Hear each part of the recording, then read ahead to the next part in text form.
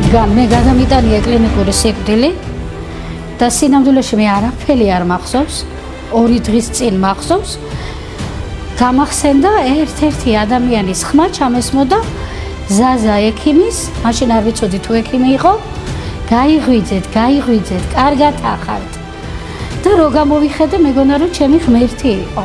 პაციენტი ემერჯენსის განყოფილებაში შემოვიდა თვითინებით, რომელსაც აღენიშნებოდა უძლიერესი ტკივილი გულმკერდის არეში.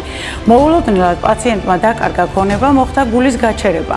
ემერჯენსის გულის მიერ მოხდა მტკისიერი რეაგირება, დაწყებული იქნა გულის არაპირდაპირი მასაჟი, გადაყვანილი იქნა პაციენტი მართვის სუნთქვაზე, კარდიოგრამაზე დაფიქსირდა ელევაციები, გამოხატული იყო მიოკარდიუმის მწვავე ინფარქტი, რეანიმაციული ღონისძიებები გაგრძელდა 40 წუთის განმავლობაში. და პაციენტს გულის მუშაობა წარმატებით აღუდგა.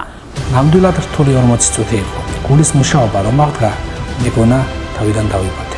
პაციენტი გადაყვანილი იქნა კატლაპის ლაბორატორიაში კორონაროგრაფიისათვის, ხოლო იქედან კი რეანიმაციულ განყოფილებაში მკურნალობის გაგრძელების მიზნით. დაახლოებით 40 წუთის განმავლობაში ტარდებოდა CPR-ი, თუმცა მიუხედავად ამ ყველაფრისა, ჩატარებული მკურნალობის ფონზე მოხერხდა ავადმყოფის საშიშრო მაჩვენებლების მნიშვნელოვანი სტაბილიზება, გაღვიძება, ავადმყოფი მოხსნილი იქნა მართვის სუნთქვიდან ყოველგვარი ნევროლოგიური დეფიციტის გარეშე. მალე დაუბრუნდება ცხოვრების ჩვეულ რიტმს, ეწერება გაუმჯობესებულ მდგომარეობაში ბინას.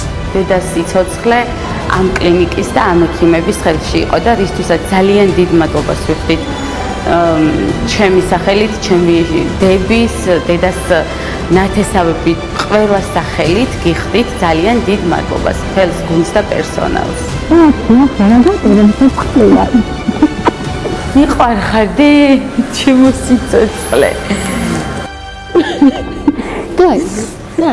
იმოდიტიკო. ძალიან ბევრი ადამიანი იბრძოდა შენი სიცოცხლისთვის და